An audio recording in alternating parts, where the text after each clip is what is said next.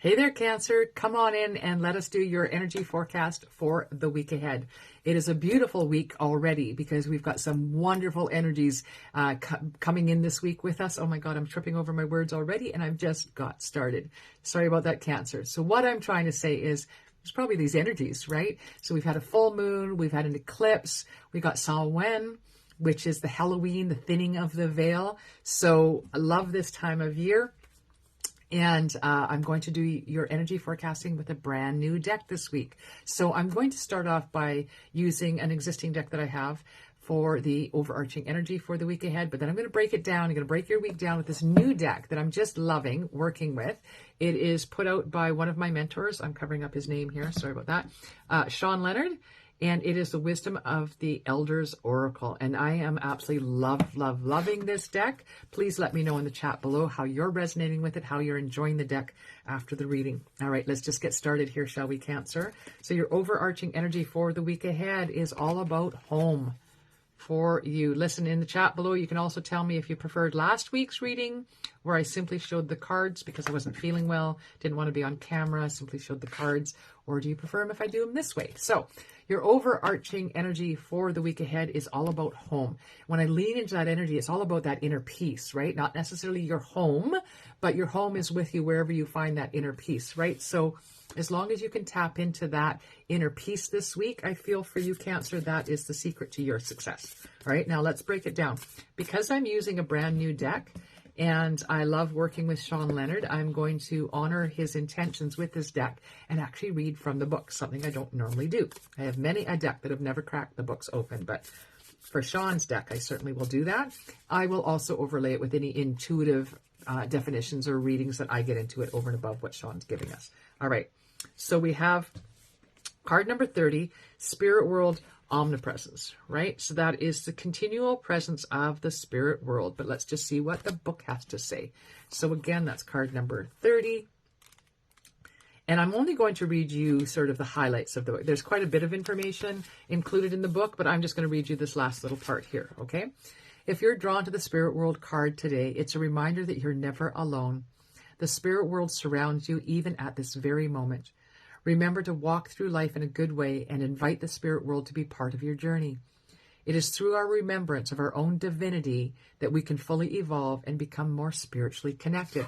Now, keeping in mind that we have that beautiful sense of home, peace within us, and it even gets easier to tap into that when we truly understand and are aware of the fact that we have an entire divine team in spirit realm that are there on our behalf. They're there to guide us, to love us, support us. We are never, ever alone through anything. And it's really incumbent upon us to ask them for help and invite them into our lives. Otherwise, they stand back in witness and not assisting us because they're not here to interfere and they can't come in without our permission. So make sure you invite that world in to help you and certainly to help you find that inner peace. In fact, they will help you find that inner peace. All right.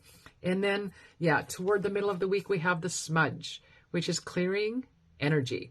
All right. So smoke ceremonies have been practiced through various cultures through beyond millennia, right? Like forever. And where'd my book go? There it is. Sorry. And so it's clearing ourselves of those energies. For the indigenous community, it is a smudge ceremony, which simply means a smoke cleansing ceremony, right? So not trying to offend any cultures out there because, again, this is relevant to so many. Okay. If you've drawn the smudge card today, it's a time to clear out some areas of your life and invite your ancestors in. Weren't we just talking about inviting them in? Like calling them in on purpose, right?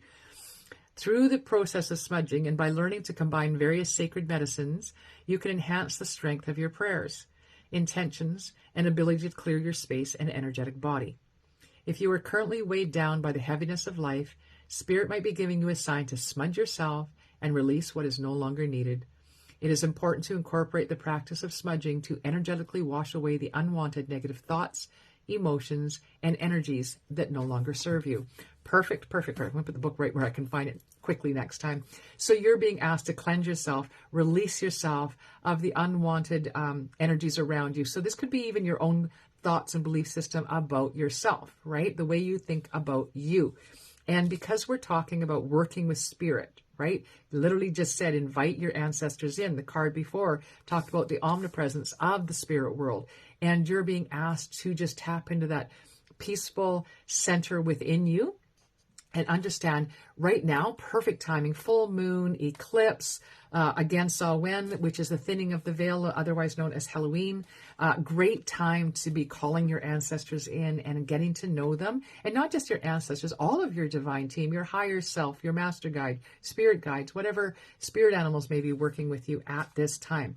So let's pull your third and final card here, Cancer, and see how your week is wrapping up. And I'm loving this for you because really what I'm getting a sense of here is you through this week learning to find that peace within by handing some of those issues and challenges that you're facing at this time over to your team to let them solve it for you on your behalf. Let them guide and support you through to the other side of whatever this challenge may be, right?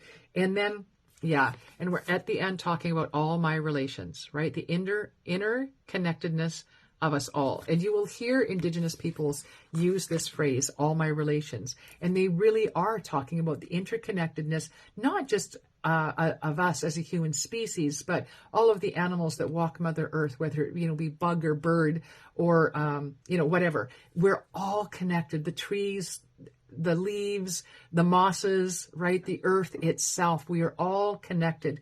And that is a big belief system as part of the Indigenous belief system with the Creator. And I just want you to tap into that interconnectedness of us all, because we are never alone. One, we always have our spirit team with us. For two, if we drop our judgments of ourselves and others, and we just practice radical acceptance of this interconnectedness idea, it too can bring us that inner peace, because then we're not sitting there doing the versus, me versus them versus the other, right? There should never be any of that. We should just accept each other for who we are, regardless of our belief systems, regardless of, our races, our cultures, our anything. We should just accept who we are, and just be loving beings to each other. All right.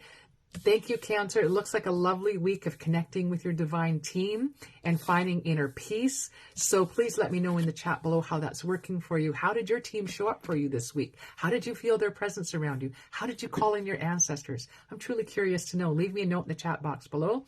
In the meantime, do like, share, and subscribe.